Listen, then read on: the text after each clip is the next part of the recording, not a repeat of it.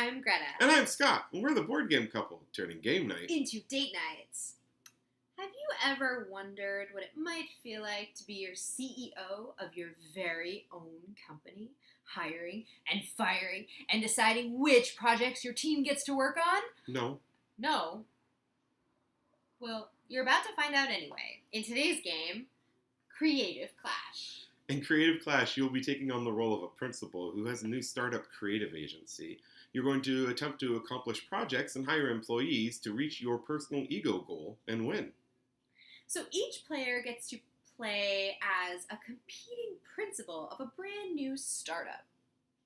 It's very Silicon Valley based, if you can't tell. Each principal has an ego goal. They're all different, as you can see, that you have to meet in order to win the game. But don't worry, each principal also has a special power. Well, I say a special power, but to be honest, this is a very reality-based game.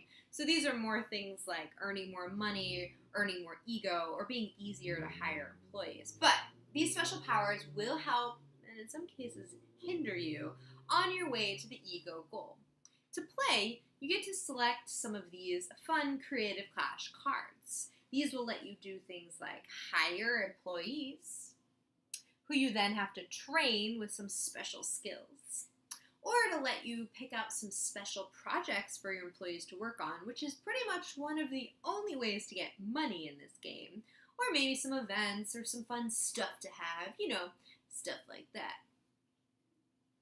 The best way to earn ego points in order to try and win is by accomplishing projects. Now, the best way to accomplish those projects is by hiring employees. Some of the projects will require you to have a certain number of employees, where others will require you to have specialized employees or specialized training. You need a creative writer or a graphic designer or a project manager. Once you have that, you accomplish it, play the card, add the total to your ego goal, and you're on your way to winning. The other way to get ego points is to buy stuff. Stuff is just kind of cool, little kitschy things like posters or vinyl or cars or things like that. And those will help you accomplish getting up to the goal in order to be the best CEO of your startup. The first one to get to their ego goal before the other player is the winner. So, Scott, what do you think about this game? This is a cool game. It's light and it's fun, and that is not a bad thing. It's definitely not to its detriment. It has a cool sense of humor, and as reality-based as it is, there are still some funny things, like one of the employees is a bear wearing a suit and tie. It's my favorite one. And so that's always fun. It has a sense of humor that I enjoy. There are also the projects and the specialized employees can start gaining you an income. At the beginning of the game, money is a real issue. You're like, oh, I have all these employees, but I can't afford to hire any of them yet. And the more employees that you hire and give them the special training, then you start to rack up a reoccurring income. And then by the end of the game, you've accomplished so much that there's money coming in and you really don't have to worry about it anymore, almost to the point where you're looking for things to spend it on. And so I feel like it kind of replicates the experience of having a startup, well, what I imagine that experience is like, in a fairly accurate way. Yeah, I am also a fan of this game, although I find it difficult to put my finger on exactly why. And here's why. This game feels very realistic. Although I've never been the CEO of a startup, I've definitely worked in startups. And sometimes when I'm playing this game, I kind of just feel like I'm at work. Although it's more fun than my day job, and is there some way to make this my day job? Because I think that'd be cool. Where do we apply? So I like this game, but it's kind of weird. Like, I feel like I shouldn't like it, because who wants to do more work after being at work all day? But somehow it just, works. I have never played this game with more than 2 players, but Scott has. And a 3-player game, it's actually pretty similar.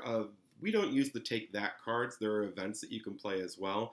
We kind of don't do that. We usually end up burning them in order to get more money. It's our gentleman's agreement. But in a 3-player game, the game really plays exactly the same. We just wait longer in between your turns. So it was still a fun experience, whether it was 2, 3, or I would think 4. And board game couple tip, because this game is a perfect example of that. Our gentleman's agreement is how we compromise on playing this game. I hate Take That cards. hate them. But so many games have them. And so what we decided, especially since you can actually sell your cards for extra income, is that in this game, we would just agree not to play them. We would always sell them for extra income. It benefits everybody. We're not, ruining the other's turn while also getting more money. So if you're that type of person just like me who really likes playing games but really doesn't like a certain aspect of the game, talk with your fellow players. Maybe you can find out a gentleman's agreement of your own. If there was one thing that I was going to complain about, is that the cards themselves are oversized cards, and the deck you end up playing with is a pretty thick deck. So with it being so many cards, being such a thick deck, and them being oversized, it's kind of hard to handle, it's kind of hard to manipulate, kind of hard to shuffle, and so I kind of wish that they had cut back on some of the cards or had made them standard deck size, but that's just me being super nitpicky. The magician, of course, cares how easy it is to shuffle the cards. I shuffle a lot. I imagine if it's hard for me, it's probably harder for other people.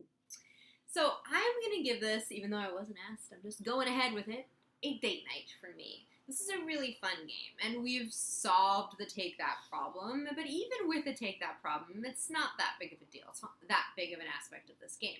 This is a really great game for 2 players. You feel like you're engaged, you have a strategy, you're thinking, you're playing, you care what's going on with the other player, you care what's going on with you. It's a really great game. Ditto. Don't quit your day job. If you liked this video, please make sure to click like. And if you want to see more, make sure you click subscribe so that next time you can see us talk about Mwah!